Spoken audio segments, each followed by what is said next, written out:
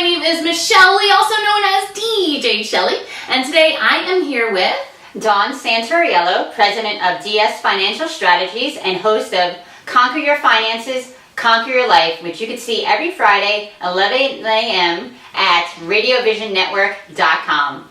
And Dawn and I are here today to bring you this short video tutorial for financial planning for DJs. So our first section is going to be targeted towards the beginner DJ who is looking to launch their own mobile DJ business and go full-time. And the second section is going to be for veteran DJs who have already owned and operated their own DJ business and some interesting financial tips that you may not be aware of. Okay, so we're going to talk about first the beginner DJ who's looking to start this as a full-time business. The number one thing that you want to do is consult with an attorney and get it set up as an actual business. Usually it would be an LLC, but again, the attorney can go and decide with you how that's going to be. That's important. Then we're going to want to get separate bank accounts with the business entity's name on it. And also, you're going to want to get liability insurance, again, because you're going to be a business owner and you want the business to have the liability. So you want to have all that set up. The next thing you got to do now is also, you got to treat this like a business. It's not a hobby anymore. This is your lifeline. This is your business, and you are your business. So you're going to also want to create a budget too. Instead of just going out and keep buying the latest, greatest equipment, you have to make sure you have the amount of money saved for that, and it's going to help increase your bottom line as a business. You're also, another way to keep track, you got to keep track of all your expenses. There's going to be the travel time, the equipment cost, and any other items that you're going to write off. And so a great way to do that is really simple. It's something called QuickBooks Online. And again, your accountant will help you set that up and tell you, because then it's completely, you can see how profitable you are. You can run reports. Everything is all set out for the end of the year so you know exactly what to pay and what deductions that you have. And another great tip too, and I tell this to all my business owner clients, every time you get a check, you're going to want to save 20%. Just throw it into like a separate checking account, because that's where you'll pay your quarterly taxes from. And it's better to pay that each quarter, otherwise there are penalties, and then instead of coming up with a big lump sum all at once, it's better to space them out.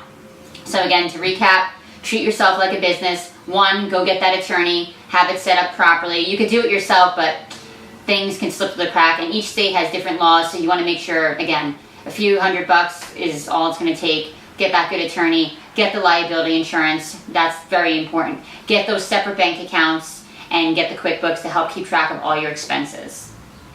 So thanks, Dawn. Those are really great points and really the basics that you need to do to get your business started. It's really not as difficult as you may think. And I loved your point about, okay, now you really need to start looking at your DJ career as a business, not just a hobby anymore if you want to go full time. And one of the biggest things that I see that a lot of DJs do, they constantly spend money upgrading their equipment. If you buy quality equipment and you take great care of it, it will last you a long time. And if you want to go full time as a DJ, one of the biggest things that you need to learn is how to kind of rein in those budget those expenses, or rein in the spending. It's hard. I know there's so much awesome equipment out there and they're constantly coming out with new things, so you want to buy the latest and greatest. But if you want to go full time and run a business, you need to really look at your equipment as an investment. And then also, so then basically after the points that you made as far as how to get started with your LLC and get your liability insurance, once you have all of those things in place, then it's very important for you to have some place to send clients where they can learn about you and your business and your DJ skills. So you'll definitely want to also then set up a website. If you don't have, there actually are a lot of pretty inexpensive sites, templates out there that you can use. However, if you don't have the money or you're not ready to set up an actual website right at the moment, you can actually just set up a business Facebook page or an Instagram Facebook page, but you definitely want some place to send clients so that they can learn more about you that's different from anything personal that now is representing the business. So great. So now we're going to talk about some tips for DJs who are already out there who own their own business, who have been owning and operating their business for a while, and some financial tips that you may be valuable to you, or maybe tips that you aren't aware of. Okay, here's something I just learned today in talking with my accountant, and he'll go further into detail, but what you want to know is that if you've been 1099 in your subcontractors, because you might not be able to get to all the parties, and you don't want to miss that, you're actually supposed to W to them, because you have to pay taxes on that if they're not set up as their own business. And again, don't quote me, I've just definitely talked to the accountant, because that ruling just came out from the IRS very recently. Right, I did not know that. I've been 1099ing my subcontractors, or whether they're my DJ assistant or whether I send them on a job.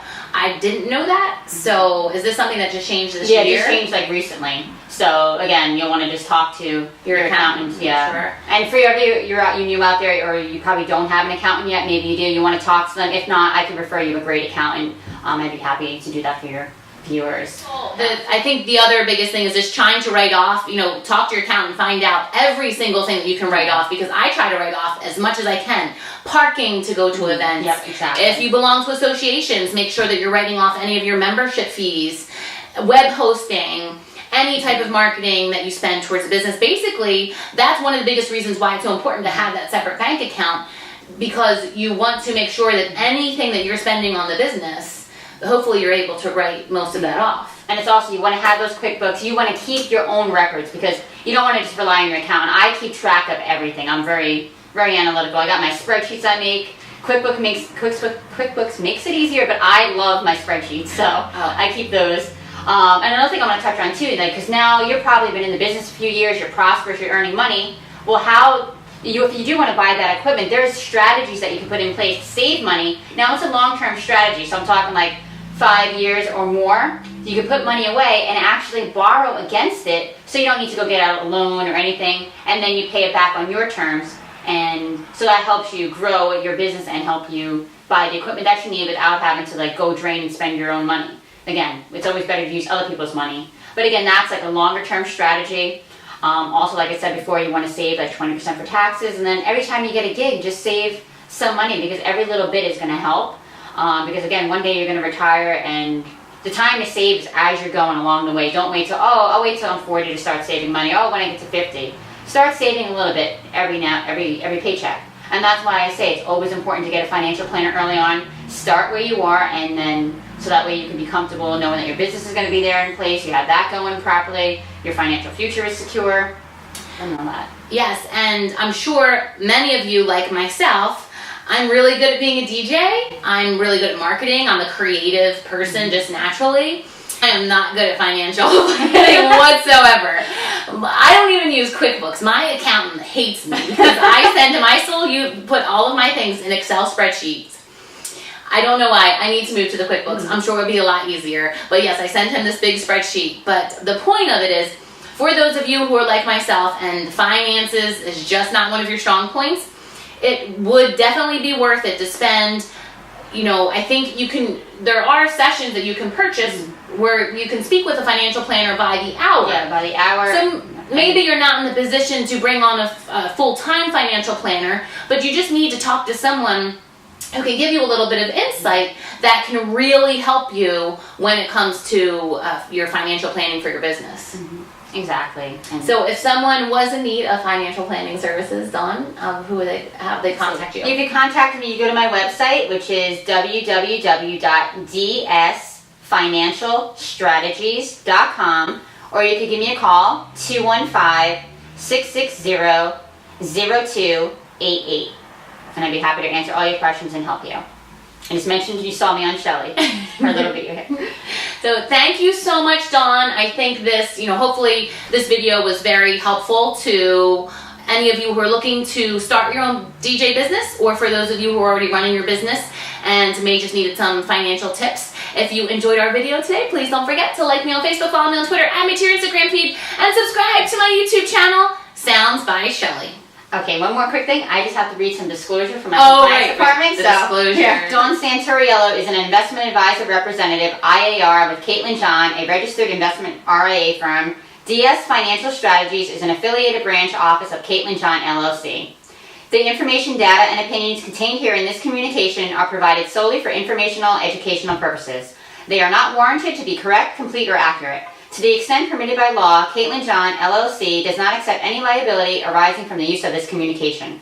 You should not assume that any information, data, or opinions contained herein serves as a receipt of or a substitute for personalized investment advice from Caitlin John, LLC, its IARs, or any other investment professional. Past performance is not an indication of future results, and actual results may vary. Investing carries an inherent element of risk, including the risk of losing invested principal. And as well, I am not a CPA, tax attorney, or tax advisor, so please consult with one of them. Thank you. Thank you. Bye. Bye.